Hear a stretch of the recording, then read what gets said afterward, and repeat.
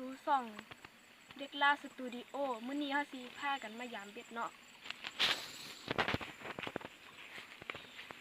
ตามกันอีกเลยบ่ได้ที่จะเดือน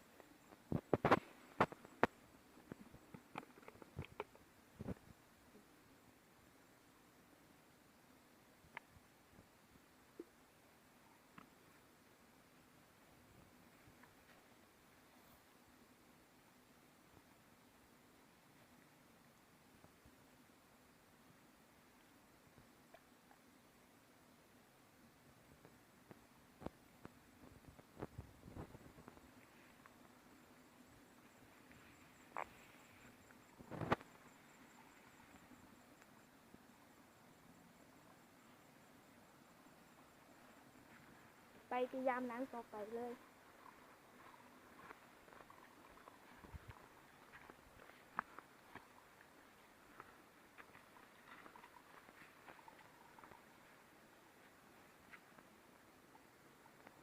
คิดว่าได้ล่ะ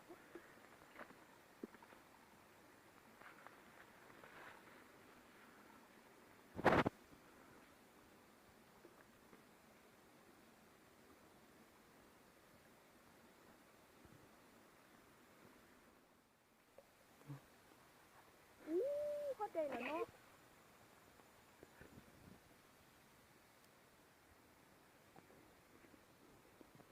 ปล่อยมันนะบ่ได้ ว้าวว้าว ตกว่าผิดบ่ใส่ต่อยามัน ยามันพบที่ซองน่ะจะได้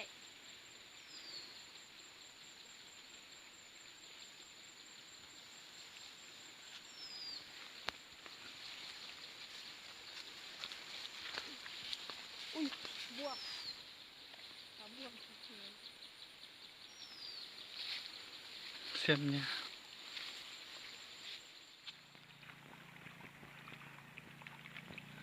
โอ้ เรียบร้ ไม่ อย เคิลอีกแล้ว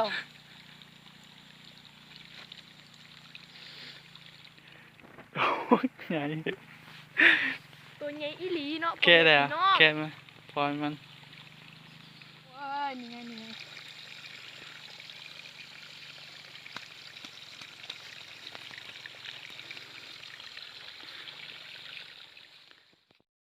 สบายดีตอนเช้าเนาะพ่อแม่พี่น้องยามนี้เฮากำลังจะไปยามเบ็ดไปยามน้ำกันเลยไป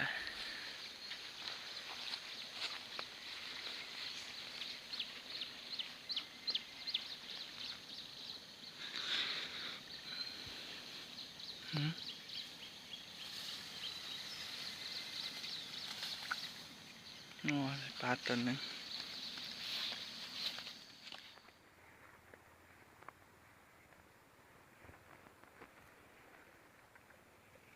ยามหลังนี้เบิ่งว่าสิได้บ่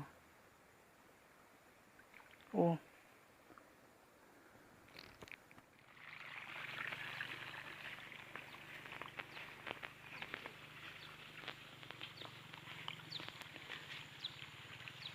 มันยามหลังนี้โอ้ได้ปลาแล้วยามเบ็ดเนาะ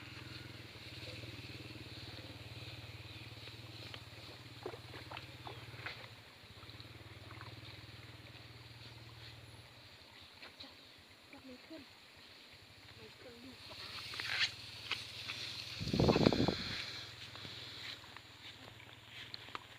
ต้นหลัง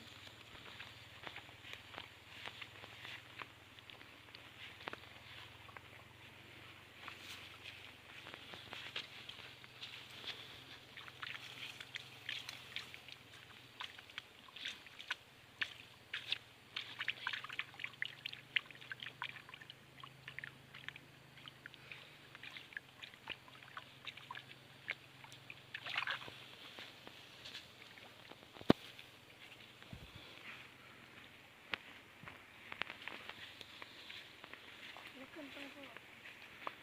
มันเบิ่งหลังต่อไปว่าสิได้ปลาหรือบ่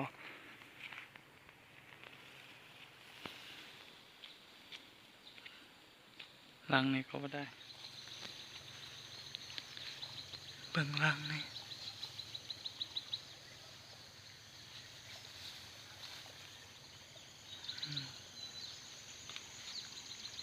ได้อีกตัว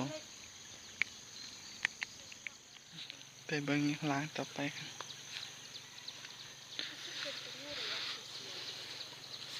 ล้างสิได้ปลาบ่บ่ได้ล้างนี่ก็ ซึ่งแม่เพิ่นบ่มาละดวงบ่ดีเด้อ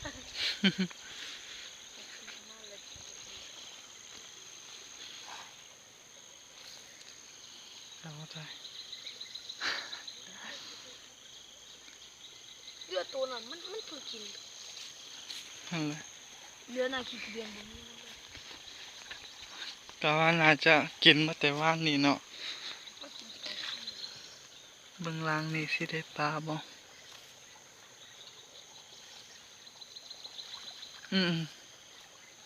ได้อีกตัวหนึง มื้อวานได้ตัวหนึงเนาะเดือนนั้นมันตัวน้อยแล้วมื้อนี้ได้อีก3ตัว สรุปผลงานของเรามื้อนี้ได้3ตัว สีกับเด็กเรียนมักคลิปนี้อย่าลืมกดไลค์กดแชร์กดติดตามคลิปนี้เด้อ